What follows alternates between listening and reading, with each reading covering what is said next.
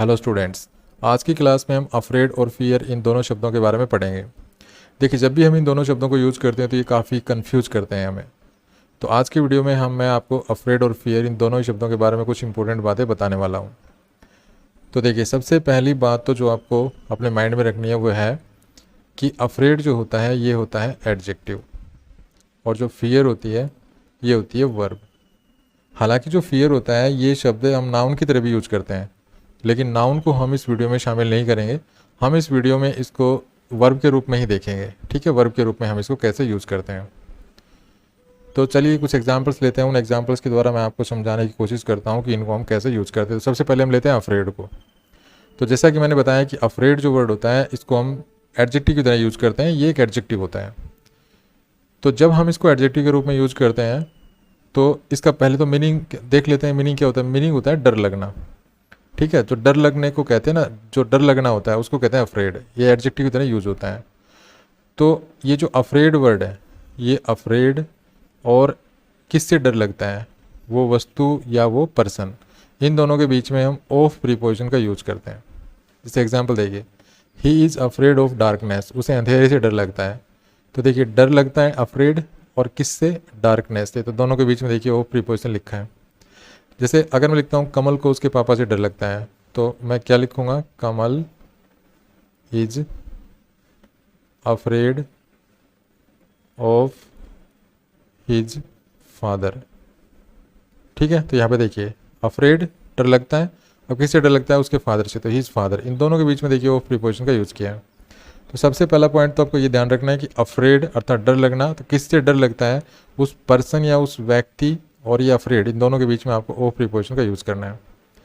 दूसरा, आप अफ्रेड के साथ एक दैट क्लोज का प्रयोग भी कर सकते हैं।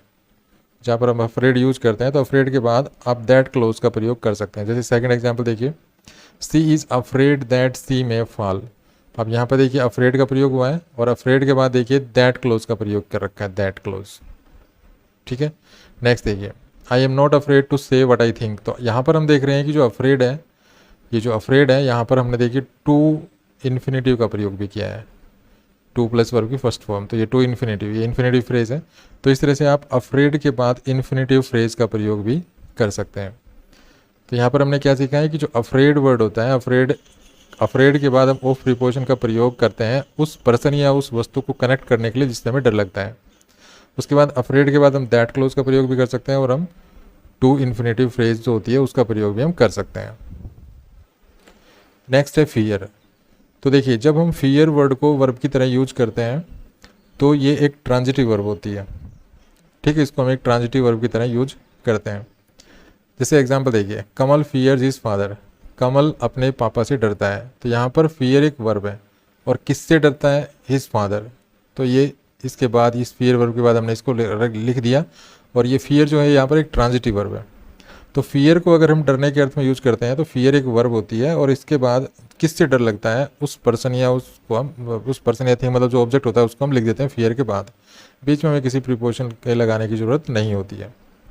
तो इसी सेंटेंस को आप अफ्रेड से भी कह सकते हैं। जैसे Kamal is afraid of his father. तो आप जो है अफ्रेड और फियर को इस तरह से आपस में एक दूसरे की जगह चेंज करके लिख सकते हैं, लेकिन आपको स्ट्रक्चर का ध्यान रखना पड़ेगा। फियर अगर आप एज ए वर्ब यूज करते हैं तो फियर के बाद वो ऑब्जेक्ट होता है, वर्ब और ऑब्जेक्ट के बीच में कोई और प्रीपोजिशन वगैरह आपने नहीं लगानी है, सीधा वो ऑब्जेक्ट लिख देना है जिससे डर लगता है। लेकिन अगर आप अफ्रेड जो यूज करते हैं, अफ्रेड क्योंकि एक एडजेक्टिव होता है, जिसके बाद आपको ऑफ प्रीपोजिशन लगानी पड़ेगी। दूसरा, जैसे हमने देखा था कि अफ्रेड के बाद हम दैट क्लोज का यूज़ कर सकते हैं, तो यहाँ पे देख रहे हैं कि हम फियर के बाद भी दैट क्लोज का यूज़ कर सकते हैं। जैसे police fear that the couple में हैव ड्रॉन। तो यहाँ पे देखिए दैट क्लोज का प्रयोग किया गया है। उसके बाद है हम फियर वर्ब का प्रयोग, हम जब किसी के प्रति चिंतित होते हैं, किसी के बारे में वरीड होते हैं, ठीक है, किसी के बारे में कंसर्न होते हैं, वहाँ पर भी हम फियर वर्ब को यूज़ करते हैं। तो जब हम किसी के प्रति चिंतित होते हैं तो किसके प्रति चिंतित हैं उससे पहले और फियर के बीच में हम फॉर प्रीपोजिशन का यूज़ करते हैं। जैसे I always feared for my children safety.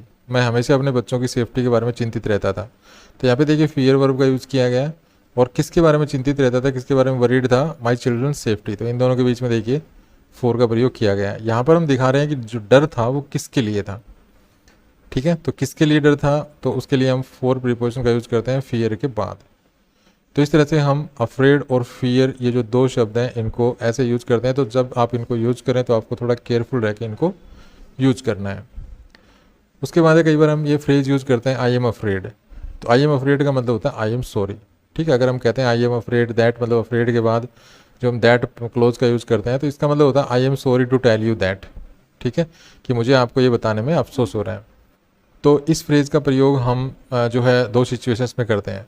एक तो किसी को बैड न्यूज़ देने के लिए, जैसे I am afraid that there has been an accident. तो यहाँ पे भी ये बैड न्यूज़ है, तो बैड न्यूज़ देने के लिए देखिए आई एम अफ्रेड दैट। ठीक है, उसके बाद क्या बैड न्यूज़ है वो आगे लिख देनी है दैट क्लोज में।